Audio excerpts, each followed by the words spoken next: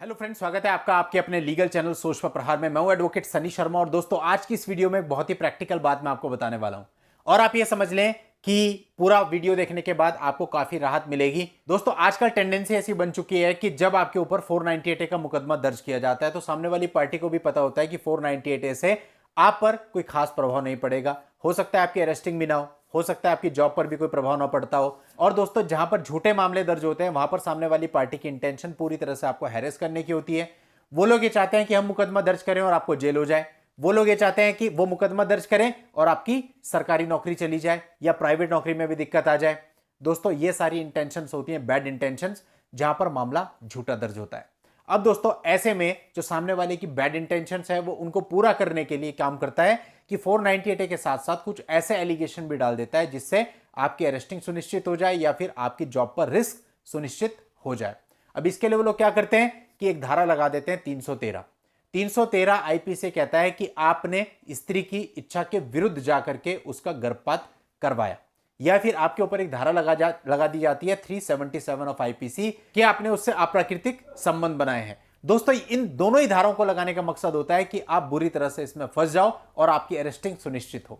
दोस्तों आज मैं आपका डर पूरे तरीके से इस वीडियो में खत्म करने वाला हूं, आपको रियलिटी बताने वाला हूं और जो मैं बताऊंगा वो चीजें ऑलमोस्ट सबके पास होती हैं, बहुत ही आसानी से आप इससे निकल जाओगे।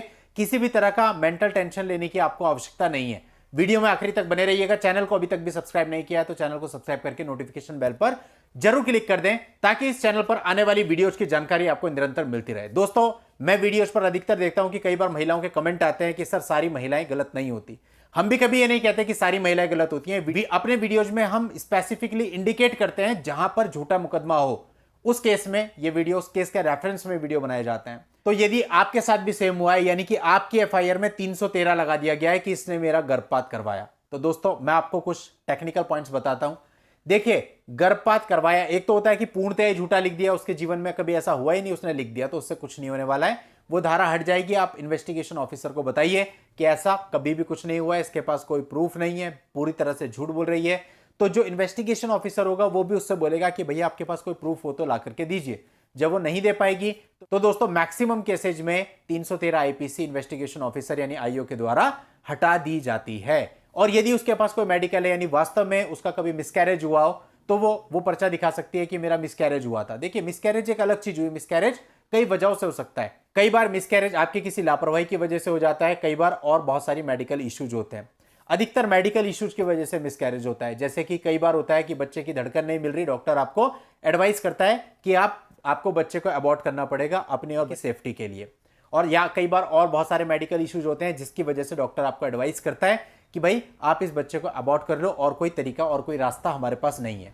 ऐसी कोई भी स्लिप, ऐसे कोई भी प्रिस्क्रिप्शन डॉक्टर की जहां पर डॉक्टर ने ये लिखा हो कि भाई इस वजह से मिसकैरेज करना पड़ा, आप आईओ को दिखाइए, बोलिए देखिए ये सच्चाई है, मिसकैरेज हुआ था लेकिन ये डॉक्टर ने एडवाइस किया था कि ये आपकी सेफ्टी के लिए जरूरी है। और 313 आईपीसी में क्लियर है ये जो अपराध है तभी कारित होगा जबकि इंटेंशनली इसे किया गया हो। लेकिन यदि किसी की मां की या बच्चे की जान को बचाने के लिए ऐसा किया गया है तो अप्लाई नहीं होगा। तो आप बहुत ही आसानी से इससे निकल सकते हैं अगर आपके पास ऐसा कोई भी डॉक्यूमेंट। और ऑब्वियसली जब कभी इतना बड़ा कुछ होता है, पति पत्नी के साथ मिसकैरेज जैसी चीज होती है, तो आपके पास डॉक्टर्स के द्वारा दिए गए सारे बिल, सारी प्रिस्क्रिप्शन, सारी रिपोर्ट्स होती हैं जिनमें वो मेडिकल चीज आ जाती है जिसकी वजह से आपको अबॉर्शन कराना पड़ा है। तो दोस्तों इस प्रकार से आप 313 से सीधा सीधा बच सकते हैं। अब बात करते हैं धारा 377 आईपीसी की, 377 ऑफ आईपीसी। दोस्तों अधिकतर मामलों में यह भी अननेसेसरी लिखाई गई होती है। पहले तो देखिए लिखाने वाले को खुद ही सोचना चाहिए कि वो ऐसी धारा लिखा रही है, अगर ये झूठी है तो वहां पर उससे तरह तरह के प्रश्न पूछे जाएंगे, वो कैसे उसको फेस करेगी, बहुत ही मुश्किल हो जाएगा।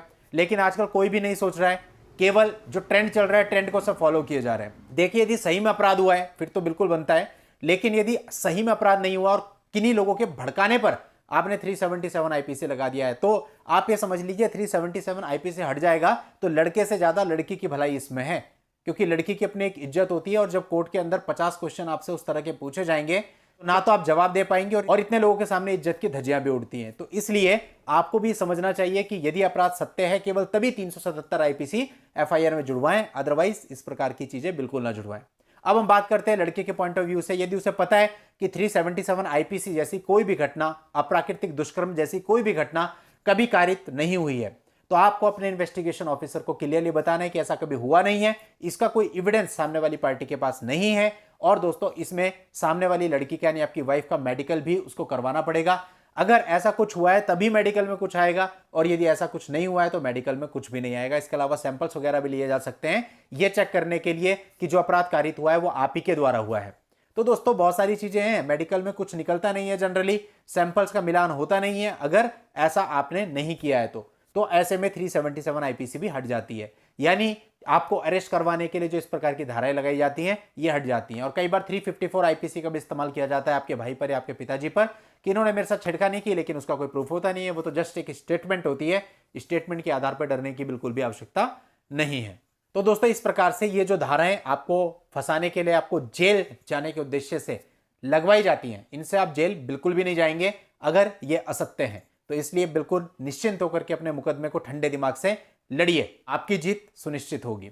चलिए दोस्तों आज की इस वीडियो में इतना ही। नेक्स्ट वीडियो में नई लीगल जानकारी के साथ मैं आपसे फिर मिलता हूं। तब तक के लिए good bye and thank you for watching. Take care.